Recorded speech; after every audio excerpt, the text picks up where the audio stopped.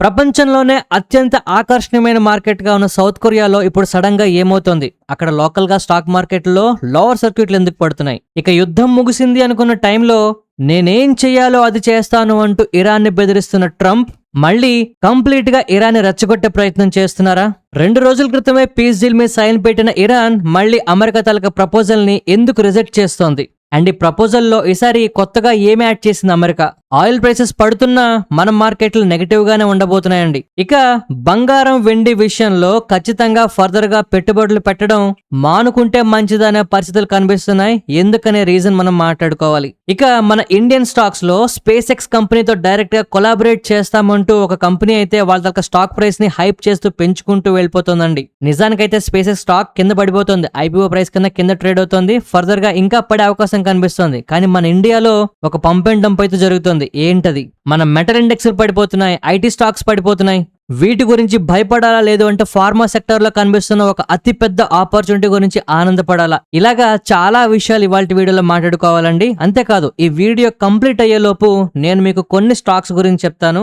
ఇది విన్న తర్వాత మీరు హ్యాపీ ఫీల్ అవుతారండి. కానీ వాటి తాలూకా రిజల్ట్స్ చూసిన తర్వాత ఖచ్చితంగా గుర్తు పెట్టుకుని మరి థ్యాంక్ యూ చెప్తారు. అలాంటి ఇంపార్టెంట్ స్టాక్స్ ఇవాళ వీడియోలో మాట్లాడుకోబోతున్నాం. నేను చెప్పే విషయాలు పూర్తిగా విన్న తర్వాత నేను చెప్పింది నచ్చినా లేదు కరెక్ట్ అనిపించినా మన వీడియోకి తప్పకుండా లైక్ చేయండి, మన ఛానల్ కి సబ్స్క్రైబ్ చేయండి. ఒకవేళ మీరు ఈ వీడియోని మొబైల్లో చూస్తూ ఉంటే కామెంట్ సెక్షన్ స్వైప్ చేస్తే హైప్ ఆప్షన్ కనిపిస్తుందండి. మీరు ఆ హైప్ ని క్లిక్ చేసినా మన ఛానల్ కి చాలా హెల్ప్ చేసిన వాళ్ళు అవుతారు.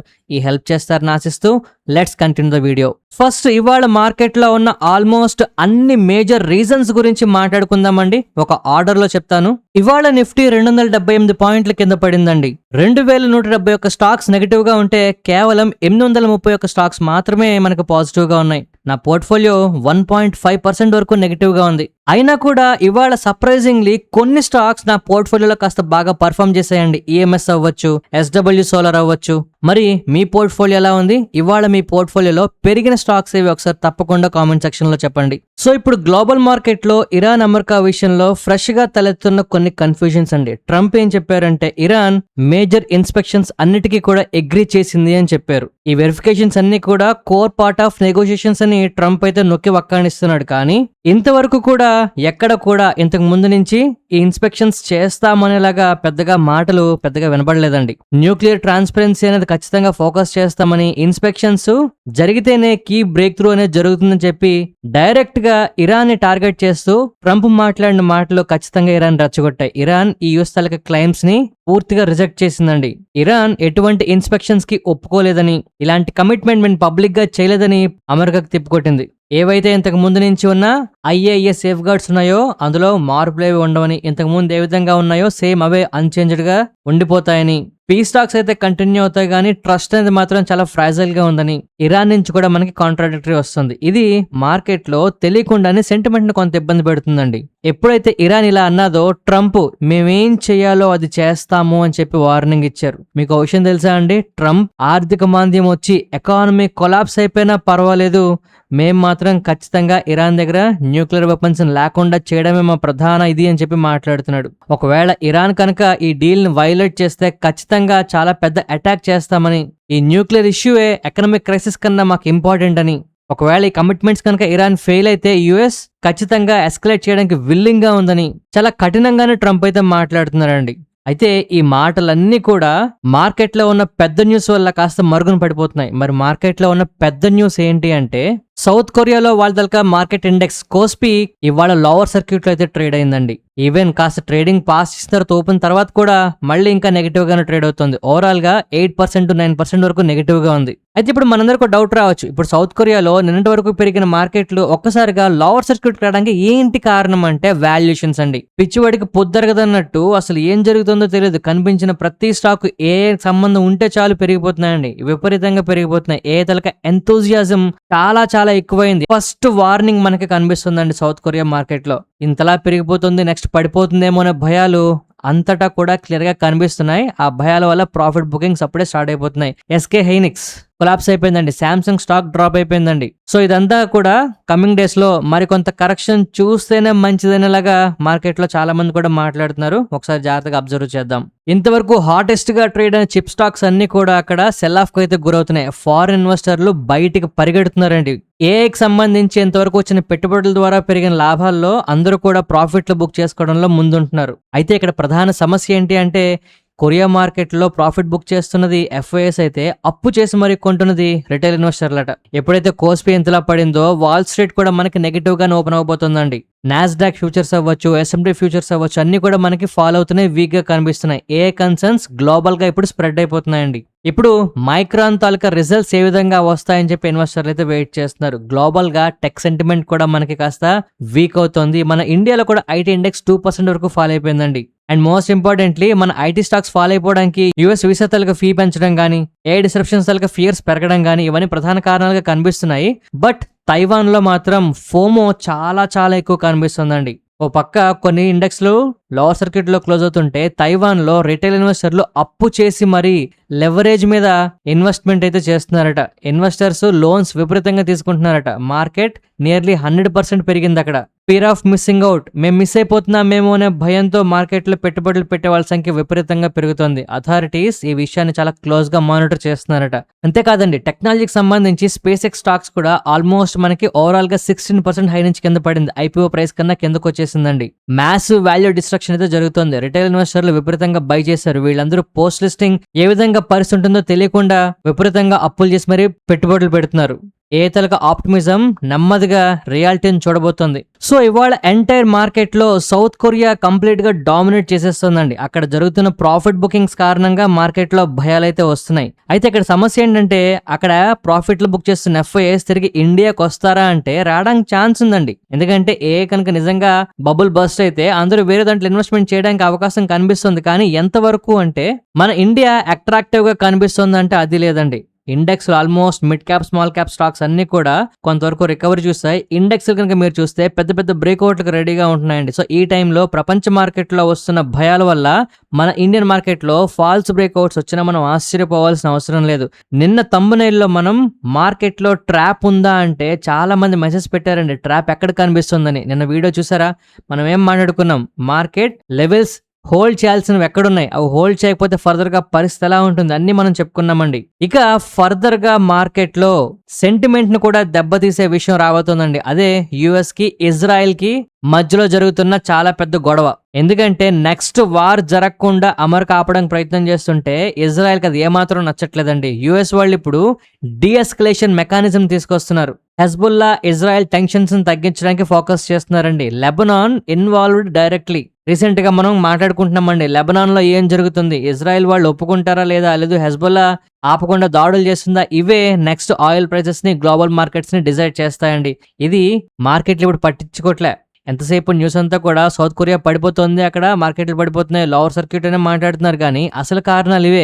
అండ్ మోస్ట్ ఇంపార్టెంట్లీ నెతన్యాహు, ఈ పేరు మనం కొంచెం మాట్లాడుకోవాల్సిన పరిస్థితి అయితే వస్తుందండి. ఎందుకంటే లెబనాన్ లో ఆపరేషన్స్ కాస్త సద్దుమణగడానికి అమెరికా చేస్తున్న చర్యల్ని ఈయన తప్పుపడుతున్నాడు, ఒప్పుకోవట్లేదు. మిలిటరీ లిమిటేషన్స్ మాకొద్దు, మాకు 100% ఫ్రీడమ్ కావాలి, మాకు అవసరమైతే ఎక్కడైనా ఎవరి మీదైనా అటాక్ చేస్తాం లెబనాన్ లో.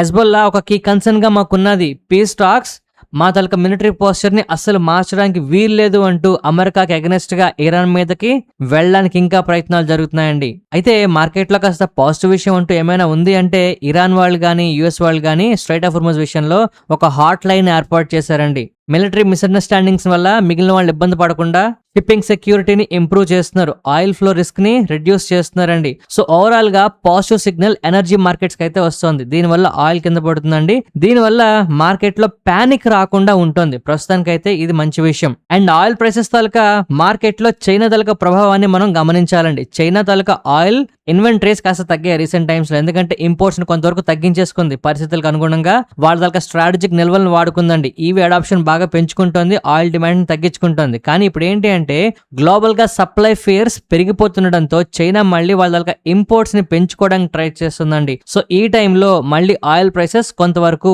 డిమాండ్ కాస్త ఎక్కువ అవడం వల్ల ప్రైసెస్ లో కొంత ఫ్లక్చుయేషన్స్ చూపించడానికి అవకాశం ఉంటుంది. అండ్ ఇంకో విషయం ఏంటంటే స్ట్రైట్ ఆఫ్ హార్మూజ్ ఓపెన్ చేసామని అందరూ చెప్తున్నారండి, కానీ స్ట్రైట్ ఆఫ్ హార్మూజ్ ఓపెన్ అవడం వల్ల ఆయిల్ ప్రైసెస్ పూర్తిగా తగ్గడానికి అవకాశం లేదు. ఎందుకంటే ఫుల్ ఫ్లెడ్జ్ ట్రాఫిక్ నడుస్తున్న, ఇన్వెంటరీస్ అందరూ పెంచుకుంటున్నా, ప్రొడక్షన్ అనేది ఇంకా చాలా టైం పడుతుందండి ఫుల్ ఫ్లెడ్జ్ గా రావడానికి. ప్రొడక్షన్ లేకుండా ఆయిల్ ట్యాంకర్స్ తిరగడానికి స్ట్రైట్ ఆఫ్ హార్మూజ్ ఓపెన్ లో ఉన్నా మనకి స్టిల్ ఇంకా డిమాండ్ ఎక్కువ ఉండడంతో కొంతవరకు ప్రైస్ ఎలివేటెడ్ గానే ఉండొచ్చు. బట్ మొత్తానికి ఏంటంటే డిమాండ్ అనేది మళ్ళీ పెరుగుతుండడం, ప్రొడక్షన్ మళ్ళీ పెంచుతారు కనుక ఓవరాల్ గా $70 $75 ఆయిల్ ప్రైస్ పడుతుంది అని చెప్పి మార్కెట్ లో అంచనా ఉందండి. ఇది కాస్త పాజిటివ్ విషయం.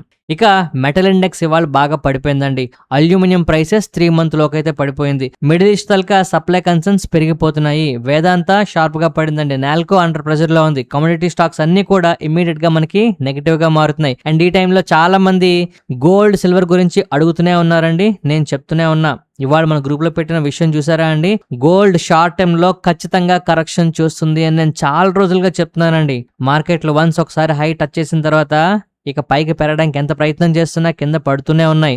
గోల్డ్, సిల్వర్ కూడా మనకి ఇంకా షార్ట్ టైమ్ లో కరెక్షన్ చూడడానికి అవకాశం ఉందండి. ఇన్ఫ్లేషన్ కన్సర్న్స్ ఇప్పుడు డామినేట్ చేస్తున్నాయి. రేట్ కట్స్ ఫర్దర్ గా ఉండకపోవచ్చు. దీనివల్ల మెటల్స్ హర్ట్ అవుతాయండి కంపల్సరిగా. సో ఇప్పుడు ఒకవేళ పీస్ డీల్ కనుక జరుగుతుంది, ఎంతో కొంత నెగోషియేషన్స్ జరుగుతున్నాయి, యుద్ధం అనేది డైరెక్ట్ గా ఆగింది కనుక కొంతవరకు సేఫ్ హెవెన్స్ కి కాస్త నెగిటివ్ విషయం అండి. సో అన్ని విధాలుగా గోల్డ్ అండ్ సిల్వర్ విషయంలో మనం కొంచెం ఆగడమే బెటర్ అనిపిస్తుంది. తస్మాత్ జాగ్రత్త. ఇక మన మార్కెట్ లో ఉన్న పాజిటివ్ విషయాలు ఏంటి అంటే యుఎస్ఎఫ్డిఏకి మన ఇండియా తలక హెల్ప్ అయితే అవసరమైందని చెప్పి మనకి న్యూస్ వస్తుందండి. యుఎస్ఎఫ్డిఏ వాళ్ళు డైరెక్ట్ గా ఇండియా తలక ఫార్మా హెల్ప్ ని అడుగుతున్నారండి. క్యాన్సర్ డ్రగ్ షార్టేజ్ అనేది యుఎస్ లో చాలా ఎక్కువ కనిపిస్తుందట. ఇండియా తలక మ్యానుఫ్యాక్చర్స్ చాలా మంది అప్రోచ్ అవుతున్నారు. ఆపర్చునిటీ మనకి చాలా క్లియర్ గా కనిపిస్తుందండి. ఎస్పెషల్లీ ఎవరైతే ఎక్స్పోర్ట్ చేస్తున్నారో ఫార్మాకి సంబంధించి వీళ్ళందరికీ కూడా యుఎస్ఎఫ్డిఏ దగ్గర నుంచి బ్రాడర్ సోర్సింగ్ కి ఆపర్చునిటీ కనిపిస్తుందట. వాళ్ళు ఓపెన్ గా ఉన్నారట. సో ఫార్మా సెక్టర్స్ మనకి కంపల్సరీగా ఫోకస్ లో అయితే ఉండబోతున్నాయండి కమింగ్ డేస్ లో. ఇందులో ఎటువంటి డౌట్ లేదు. ఇక మన ఇండియన్ మార్కెట్ లో బాగా హల్చల్ చేస్తున్న ఓ స్టాక్ ఉందండి. ఇది చాలా డేంజరస్ అండి. బ్లూ క్లౌడ్ సాఫ్టెక్ అని డైరెక్ట్ గా స్పేస్ ఎక్స్ వాళ్ళతో కొలాబరేట్ చేస్తున్నట్టు న్యూస్ అయితే వస్తుందండి.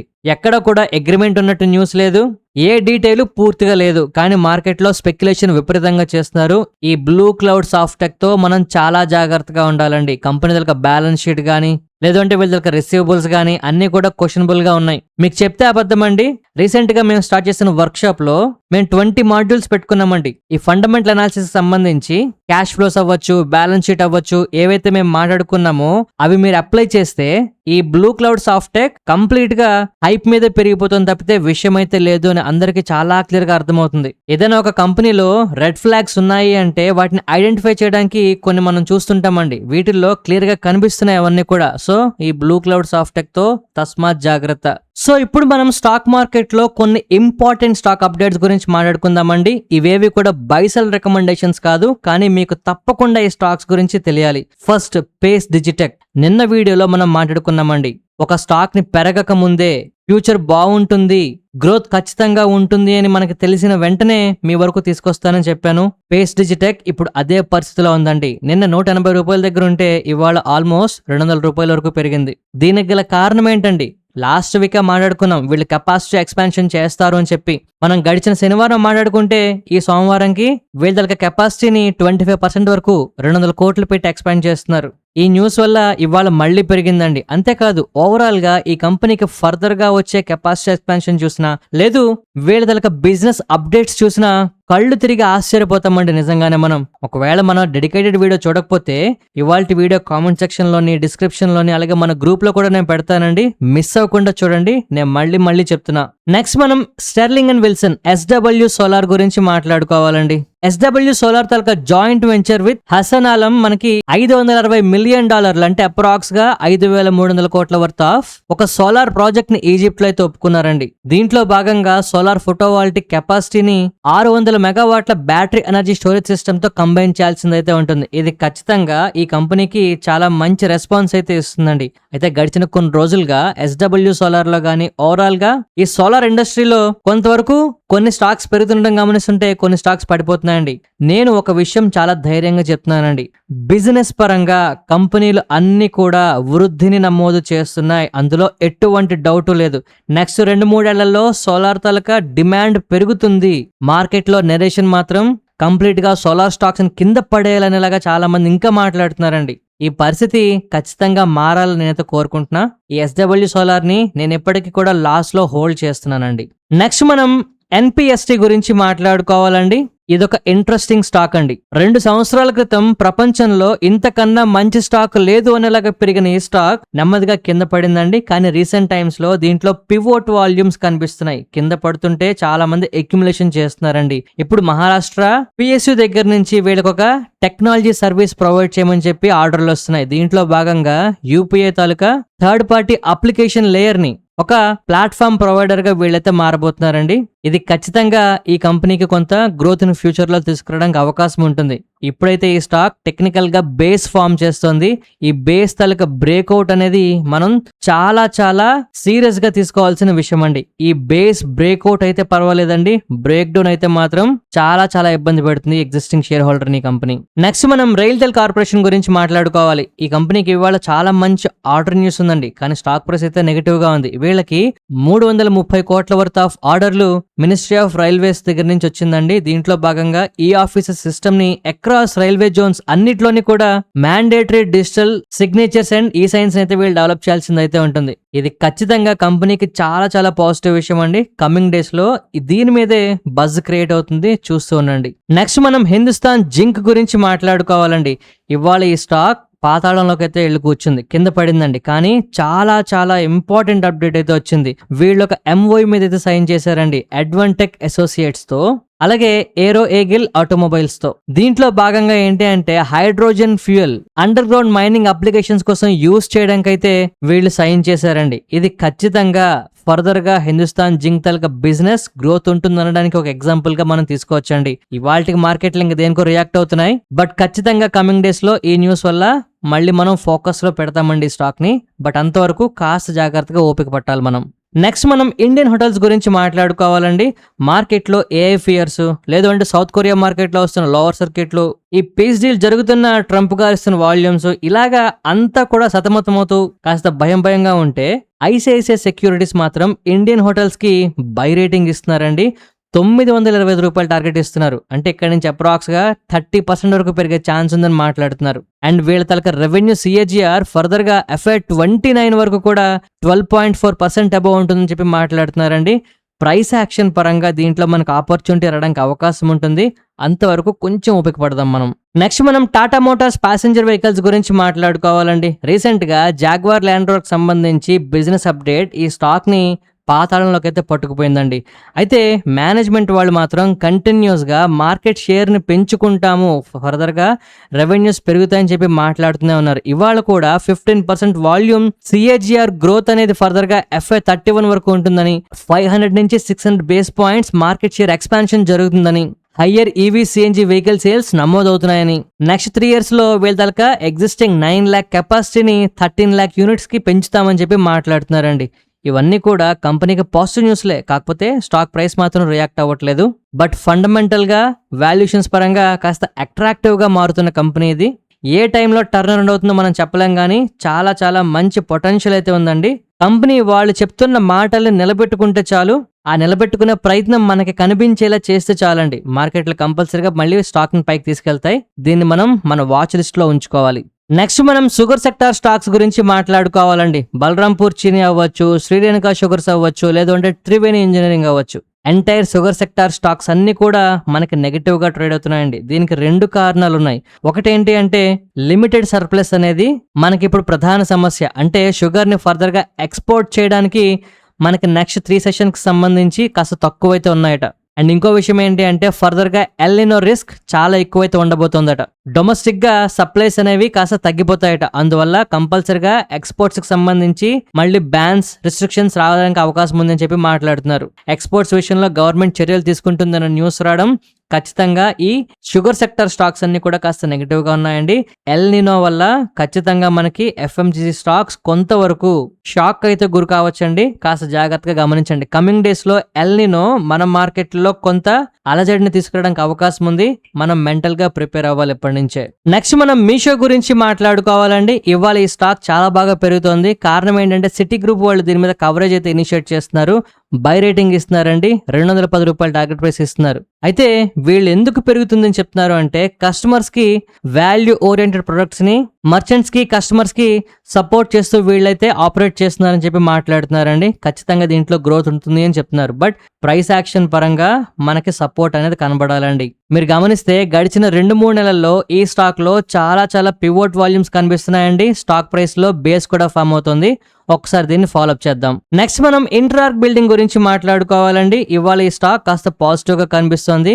ముఖ్యంగా వీళ్ళకి 165 కోట్ల వర్త్ ఆఫ్ ఆర్డర్లు రావడం ఇవాళ ఈ స్టాక్ లో కాస్త బజ్ అయితే క్రియేట్ అవుతుంది. ఇప్పుడు ఈ స్టాక్ చాలా మంచి సపోర్ట్ లెవెల్ దగ్గరలో ట్రేడ్ అవుతుందండి. ఒకవేళ ఇవాళ ట్రేడ్ అవుతున్న ప్రైస్ కన్నా కిందనుంటే మాత్రం ఇంకాస్త ప్రెజర్ ఎక్కువ అవడానికి అవకాశం ఉంటుందండి. ఇది చాలా బజ్ మీద అయితే మార్కెట్ లో ఒకప్పుడు ట్రేడ్ అవుతూ ఉండేది. బట్ నెమ్మదిగా స్టాక్ పరిస్థితి డిక్లైన్ అవుతూ వస్తుందండి. బట్ ఓవరాల్ గా ఇండస్ట్రీ వైడ్ వీళ్ళ బిజినెస్ మీద చాలా ఆశలు అయితే ఉన్నాయండి. చూద్దాం ఇది ఫర్దర్ గా ఈ ఆశలు నిలబడుతుందో లేదో ఇంకా కింద తీసుకెళ్లి అందరి ఆశల్ని బుగ్గిపోలు చేస్తుందో. నెక్స్ట్ మనం అపార్ ఇండస్ట్రీస్ గురించి మాట్లాడుకోవాలి. ఫస్ట్ స్టాక్ ప్రైస్ చూసి భయపడద్దు. వీళ్ళ తాలూకా subsidiary Apar industries middle east కి సౌదీ అరేబియా తాలూకా ఒక కంపెనీతో అగ్రిమెంట్ అయితే అవడం జరిగిందండి. దీంట్లో భాగంగా ఏంటి అంటే manufacture of it's transformer and other speciality oils ని లోకల్ గా సౌదీ అరేబియాలో మ్యానుఫ్యాక్చరింగ్ చేయడానికి అవకాశం వస్తుంది. అంటే సౌదీ అరేబియాలో ఉన్న ఒక కంపెనీతో వీళ్ళు ఇప్పుడు చేస్తున్న ఈ అగ్రిమెంట్ కంపల్సరీగా అపార్ ఇండస్ట్రీస్ కి ఇంకా next leg of up trend కి అవకాశం అయితే కనిపిస్తుందండి. మీరు ఫస్ట్ డైలీ చార్ట్ ఓపెన్ చేసి చూడండి అసలు ఈ స్టాక్ తాలూకా గ్రోత్ ఎలా ఉందో. అండ్ ఈ గ్రోత్ కంటిన్యూ అవడానికి మరిన్ని కొన్ని కొత్త అవకాశాలు అయితే క్రియేట్ అవుతున్నాయండి. అదే ఇవాల్టి న్యూస్ సారాంశం. ఒక్కసారి కంపెనీ గురించి డీప్ గా చదవడానికి ట్రై చేయండి. చాలా ఇంట్రెస్టింగ్ కంపెనీ ఇది. నెక్స్ట్ మనం సిర్మా ఎస్జిఎస్ గురించి మాట్లాడుకోవాలి. ఇవాళ 3% దగ్గరగా పెరగడం జరిగిందండి. అండ్ 52 వీక్ హై కూడా రీచ్ అవుతుంది. కారణం ఏంటి అంటే వీళ్ళొక 60-40 జాయింట్ వెంచర్ ని జపాన్ తాలూకా కాగా ఎలక్ట్రానిక్స్ తో అనౌన్స్ చేయడం జరిగింది. దీంట్లో భాగంగా వీళ్ళు ఏంటంటే జాయింట్ గా ఎలక్ట్రానిక్ మ్యానుఫ్యాక్చర్ సర్వీసెస్ ని ఈఎంఎస్ ఫెసిలిటీస్ ని జపాన్ క్లయింట్స్ కోసం అయితే వీళ్ళు స్టార్ట్ చేస్తున్నారండి. ఈ న్యూస్ ఖచ్చితంగా సిర్మా ఎస్జిఎస్ కి చాలా పాజిటివ్ విషయం అవుతుంది. నెక్స్ట్ మనం భారత్ ఎలక్ట్రానిక్స్ గురించి మాట్లాడుకోవాలి. వీళ్ళకి 1000 కోట్ల వర్త్ ఆఫ్ ఆర్డర్లు అయితే వచ్చాయండి. దీంట్లో భాగంగా కమ్యూనికేషన్ ఎక్విప్మెంట్స్ అవ్వచ్చు, రాడార్స్ అవ్వచ్చు, సిబిఆర్ఎన్ ప్రొటెక్షన్ సిస్టమ్స్ అవ్వచ్చు, ఏవియానిక్స్ కి సంబంధించి డిఫెన్స్ ఎక్విప్మెంట్స్ ని వీళ్ళతో సప్లై చేయాల్సి ఉంటుంది. ఈ న్యూస్ ఇవాళ పెద్దగా భారత్ ఎలక్ట్రానిక్స్ ని సపోర్ట్ చేయలేదు. బట్ ఖచ్చితంగా కొంత బజ్ తర్వాత అయితే క్రియేట్ అవుతుంది. నెక్స్ట్ మనం JSW ఇన్ఫ్రాస్ట్రక్చర్ గురించి మాట్లాడుకోవాలండి. 7,500 కోట్ల ఫండ్ రైజింగ్ కి డైరెక్టర్స్ అయితే అప్రూవల్ ఇచ్చారు QIP ద్వారా. అండ్ ఫర్దర్ గా వీళ్ళు 290 రూపాయల దగ్గర ఈ ఫండ్స్ అయితే రైజ్ చేయబోతున్నారండి. అంటే ఎగ్జిస్టింగ్ ట్రేడ్ ప్రైస్ కన్నా తక్కువ ప్రైస్ కే మనకి ఫండ్ రైజ్ జరుగుతున్నా కూడా మార్కెట్లు పాజిటివ్ గా రియాక్ట్ అవుతున్నాయి అంటే ఇది ఖచ్చితంగా ఫర్దర్ గా గ్రోత్ ప్రాస్పెక్ట్స్ బాగా ఉన్నాయని చెప్పి మనం అర్థం చేసుకోవచ్చు. ఇక నెక్స్ట్ మనం నిఫ్టీ 50 గురించి మాట్లాడుకోవాలండి. ఇవాళ ఆల్మోస్ట్ 11:30 అది ఇంకా చెప్పాలి అంటే ఓ మాదిరిగా 12 వరకైనా పర్వాలేదు అనిపించిందండి మార్కెట్. బట్ 12 తర్వాత మార్కెట్ లో వస్తున్న సెల్లింగ్ చూస్తుంటే ఖచ్చితంగా కాస్త భయపడాల్సిందే అనిపిస్తుంది. అయితే గ్లోబల్ గా ఉన్న పరిస్థితుల వల్ల మన మార్కెట్ లో ఫాల్ వచ్చిందండి ఇవాళ. నిన్నటి వరకు వార్ విషయం వల్ల పడింది. ఇవాళ ఏంటి గ్లోబల్ గా ఉన్న ఏ స్టాక్స్ సెమీ కండక్టర్ స్టాక్స్ పడిపోవడం వల్ల అక్కడ వాల్యుయేషన్స్ ఎక్కువయ్యి ప్రాఫిట్ బుకింగ్స్ జరుగుతుండడం వల్ల మన మార్కెట్లు కూడా నెగటివ్ గా రిపుల్ ఎఫెక్ట్ వల్ల కింద పడుతున్నాయండి. అంటే దీని అర్థం ఏంటంటే ఇలాంటి ఫాల్ మనకి భయాన్ని క్రియేట్ చేసినా అది ఆపర్చునిటీగా మనం చూడాలి. అయితే ఒకవేళ నిజంగా ఇప్పుడు సౌత్ కొరియాలో కానీ అమెరికాలో కానీ టెక్నాలజీ స్టాక్స్ లేదు అంటే సెమీ కండక్టర్ స్టాక్స్ ఏ స్టాక్స్ పడిపోతే మన మార్కెట్లో ఏంటంత నష్టము అంటే రిపుల్ ఎఫెక్ట్ కనిపించిన ఒకటైతే ఐటీ సెక్టార్ స్టాక్స్ బాగా దెబ్బతింటాయండి. దీన్ని మనం అర్థం చేసుకోవాలి. ఇక్కడ మార్కెట్లో ఉన్న ఒక ఇదేంటంటే మనకి ఏ గ్రోత్ లేదు కనుక మన దగ్గర పెట్టుబడులన్నీ అక్కడికి వెళ్ళిపోయాయి అని చెప్తున్నారు. ఓకే, అక్కడ పెట్టుబడులు పెట్టిన తర్వాత లాభాలు వచ్చాయి, ఆ లాభాలు బుక్ చేయడం వల్ల లోవర్ సర్క్యూట్లు పడుతున్నాయని చెప్పారు. అది ఓకే, కానీ అందరూ అనుకుంటుంది ఏంటి అక్కడ ప్రాఫిట్లు బుక్ చేసిన వాళ్ళందరూ తిరిగి ఇండియాకి వచ్చేస్తారు అనుకుంటున్నారండి. అది ఎంతవరకు కరెక్ట్ అనేది ఎవరని చెప్పలేం. అందరికీ రావాలనే అనుకుందాం. కానీ పరిస్థితి ఏంటంటే మీరు mid cap small cap index open చేసి చూస్తే ఇండెక్స్లన్నీ కూడా ఆల్మోస్ట్ రికవర్ అయిపోతున్నాయండి. ఇండివిజువల్గా చాలా స్టాక్స్లో పెద్ద పెద్ద ఆపర్చునిటీస్ కనిపిస్తున్నాయి. పోర్ట్ఫోలియో లెవెల్లో కూడా కొంతవరకు రికవరీ మనం చూస్తున్నాం. సో ఈ టైంలో మన మార్కెట్లో హయ్యర్ వాల్యుయేషన్స్లో ఉన్నాయి అంటూ మళ్ళీ పుకార్లు అయితే మొదలవుతాయండి. అందులో ఎటువంటి డౌట్ లేదు. సో అందువల్ల కమింగ్ డేస్లో మన మిడ్ క్యాప్ స్మాల్ క్యాప్ స్టాక్లో నీ జర్క్ రియాక్షన్స్ మనం ఖచ్చితంగా చూడడానికి మనం ప్రిపేర్ అవ్వాలి. దేవుడి దయ వల్ల మనం ఇండియాలోకి మార్కెట్లోకి డబ్బులు వచ్చి పెట్టుబడులన్నీ తిరిగి వెనక్కి వస్తే మన మార్కెట్లో పెరగడమే మనం కోరుకుందామండి. కానీ మధ్యలో చాలా చాలా తతంగాలు, నెగిటివ్ విషయాలు మన మార్కెట్లను భయపడడానికి రెడీగా ఉన్నాయి ఆల్రెడీ. అవన్నీ మళ్ళీ చెప్పి మిమ్మల్ని భయపెట్టాలని నా ఉద్దేశం కాదు. మనం మాత్రం ప్రస్తుతానికి మన మార్కెట్లో ప్రశాంతంగా ఉన్నా లేదు మన మార్కెట్లో పెరుగుతాయనిపించినా కొంతవరకు నీజర్ రియాక్షన్స్ మనం చూడక తప్పదు. ఎందుకంటే గ్లోబల్గా మనందరం లింక్ అయి ఉన్నాం కనుక ఎంత కొంత ఎఫెక్ట్ మనం కూడా చూస్తామండి. ఇక రేపటికి మట్టుకు మనం గమనించాల్సిన మోస్ట్ ఇంపార్టెంట్ లెవెల్స్ ఏమైనా ఉన్నాయి అంటే అది 24,000 అండి. నిన్న వీడియోలో మనం ఎంత క్లియర్ గా చెప్పుకున్నామండి. 24,100, 24,150 మనకి మేజర్ రెసిస్టెన్స్ లెవెల్. ఆ మీదన కనుక మార్కెట్లు ఉండకపోతే ఖచ్చితంగా ఇబ్బంది పడిపోతామని ఇవాళ అనుకున్నట్టే కింద పడింది. అండ్ ఇప్పుడు మనకి 24,000 అనేది మేజర్ రెసిస్టెన్స్ లెవెల్ అండి. ఈ 24,000 మీద కనుక మార్కెట్ వెళ్ళకపోతే మనకి పరిస్థితి కంటిన్యూ అవడానికి టెక్నికల్ గా ఆస్కారం కనిపిస్తుంది. ఇక్కడ ఇంతకన్నా మరింత డీప్ గా అనాలిసిస్ చేసినా కూడా మనకి పెద్దగా ఉపయోగం ఒరిగేది ఏమీ లేదండి. ఎందుకంటే గ్లోబల్ గా పరిస్థితులు రాత్రికి రాత్రి మారుతున్నాయి. కొత్త విషయాలు ప్రాబ్లమ్స్ కింద ఒక్కొక్క మార్కెట్ లో క్రియేట్ అవుతున్నాయండి. వీటిని మనం గెస్ చేయలేం కనుక జాగ్రత్తగా ఉండడం మన పని. ఈ వీడియో నచ్చితే తప్పకుండా లైక్ చేయండి. మీ ఫ్రెండ్స్ అండ్ కొలీగ్స్ అందరికీ షేర్ చేసి మన వీడియోస్ మరింత మందికి చేరువేలాగా హెల్ప్ చేయండి. ఇది చేస్తారని ఆశిస్తూ మరొక మంచి వీడియోతో కలుద్దామండి. ధన్యవాదాలు.